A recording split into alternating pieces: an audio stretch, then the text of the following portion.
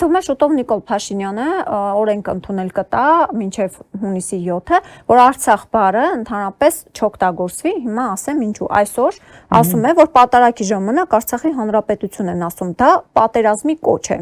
Ես գնում եմ պատարակների եւ տեսնում եմ, որ պատարագի ժամանակ, ընդ որում պատարագի տեքստում այդպիսի բան չկա։ Շեղում են ու հղում են անում Արցախի հանրապետություն եւ այլն եւ այլն։ Ամեն այդպիսի նախատեսությունը նշանակում է պատերազմի կոչ։ Այսօր վաղը, մյուս օրը, այն մյուս օրը չգիտեմ, բայց դա նշանակում է պատերազմի կոչ ու կաթողիկոսին, այդ հոգեվորականներին անվանում է պատերազմի կուսակցություն։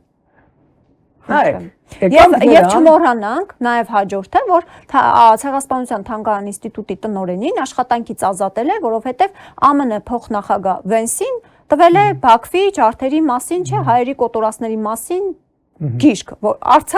Արցախի մասին գիրք։ Այսինքն, ինչ է ուզում այս մարդը, Արցախ բառի դեմ է պատերազմ հայտարարել, այդքան վախեցած է, ինչից է գալիս այս ամենը։ Գալիս է, որ մենք բռնատիրություն ունենք մեր երկրում, որովհետև պաշտոնյան իրեն իրավունք է վերապահում, վերահսկելու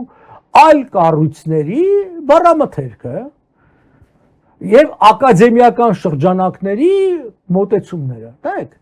ակադեմիական ազատություն հասկացությունը կա, դա գիտահետազոտական ինստիտուտ է ցեղասպանության եւ այլն, եւ եթե կա ակադեմիական ազատություն,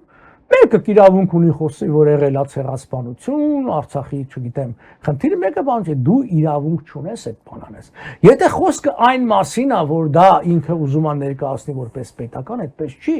Տվյալ անձը պետական պաշտոնյա չի, տվյալ անձը զուտ բան է, հետազոտական ինստիտուտի գործիչ է։ Հիմա նույն ձևի խոսքի ազատությունը չի կարող սահմանափակվել իր կամքով։ Եթե կա մի անձ, որ իրեն վերապահում է, թե ես ինչ պիտի ասեմ, չպիտի ասեմ, այդ նշանակում է բռնատիրություն, էլ ոնց ալնում բռնատիրությունը։ Հա ես կարամ 1000 բան ասեմ։ Այդ իմ իրավունքն է, որը կարող է պետականության դեմ ենք, սադրանք է պետականության։ Շատ բան ասում է, դրա համար պետք է պետականության դեմ։ Հիմա եկանք նրան արդյոք դու ինքնիշխան երկիր ես, որ քո երկրում նախադասությունը ասելը այնքան վախա մեջդ ներշնչում, որ դա կարող է պատերազմ նշանակում, որ այն կողմից մեկը կհարձակվի քո վրա։ Այդ նշանակում է դու անգամ քո տարածքում խոսքի ինքնիշխանություն չունես, ունած գործի։ Բայց մենք ինքնիշխան ենք, սենց է ինքնիշխանությունը լինում։ Ինքնիշխանությունն է, որ ուզում ինչ ուզեմ կասեմ։ Ես վաղընդհանրապես կարող եմ ասել, ոնց որ ասեք, նայեք, իսկապես ժողովրդավարական երկիր։ Ես ապշել էի Ես վերջերս դե գիտեք անցյալ տարի Գերմանիայի գնացի հանդիպումներ եւ հանդիպեցի Բունդեստագի падգամավորներից մեկի հետ, որը հայկական իր հետ չգնեք, իր աշխատակազմի ղեկավարի հետ ինքը չկար, որ նաեւ հայկական հարցի զեկուցողն է։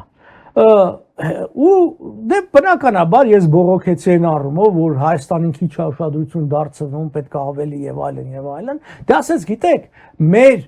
ուշադրության 80%-ը հիմա Ուկրաինան է, Հայաստան եւ մյուս 4 երկրները մի 20% ազիվ ամնում։ Маш կարևոր է նախադասությունն է։ Ինքը նաեւ միևնույն ժամանակ արևելյան սահմանների հանձնաժողովի նախագահն է։ Ասում եմ արևելյան սահման ասելով ի՞նչ նկատի ունեք։ Դա ասում է Լեհաստանի այդ սահմանը։ Ես անգամ պատկերացնում եմ գերմանական այդ սահմանը վաղուց լուծված է, փակ է։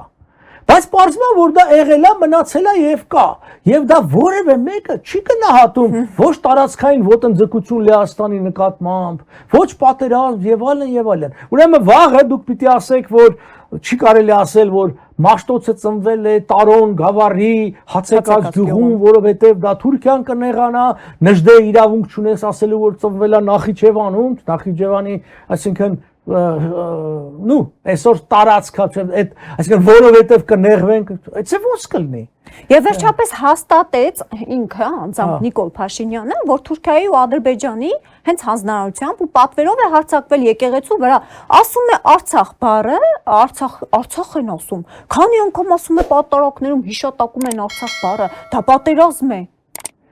Նայեք, ամբողջ խնդիրը նա է, որ այդ մարդը չի հասկանում, որ պատերազմն ու խաղաղությունը ոչ թե իմ ձեր մյուսի ասածով է իրականություն դառնում կամ չի լինում, այլ ռազմա քաղաքական հավասարակշռության գոյությամբ կամ չգոյությամբ։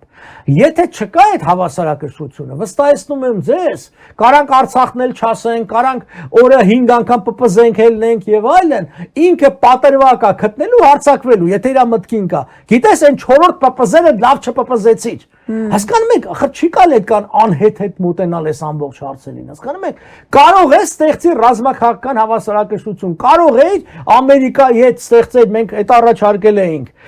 ՆԱՏՕ-ի ոչ անդամ հիմնական դաշնակցի կարգավիճակ կստանա, այսօր ինստիտուցիոնալ թղթի վրա ամրագրված գոնե չասենք դաշնակից, գոնե կիսա դաշնակից ունենալ։ Այսօր դաշնակից չունես ոչ մի հատ։ Այսօր նորմալ բանակ չունես, ոչինչ չունես, բնականաբար տանում ես գայթակղության, որ աղոթք ասում է, եւ մի տանիր զմեզի փորձություն, այդ դու տանում ես երկիրը փորձության, ասում ես, եկեք լռենք։ Հա լռենք, բայց այդ լռելով խաղաղություն չի բերելու։ Հիմա փաստորեն, պարոն Պապյան, ստացվում է, որ կաթողիկոսը, հոգևորականները այլևս Արցախ բառը չգործածեն եւ եկեղեցու նկատմամբ այդ հալածանքներին վերջ կտա։ Բնականաբար շարունակվելու է, որտեղ իմ ասածնա լինելու, վաղ ասելու են, բա դուք ինչ եք ասում մաշտոց, որտեղ որ դուք ասում եք մաշտոց, մարդիկ ուրիշ բան, ամեն ինչ կարելի է բան, իմ ասածը սա է, չի կարելի այդքան պարզունակ ընկալումներ ունենալ պատերազմի եւ խաղաղության մասին։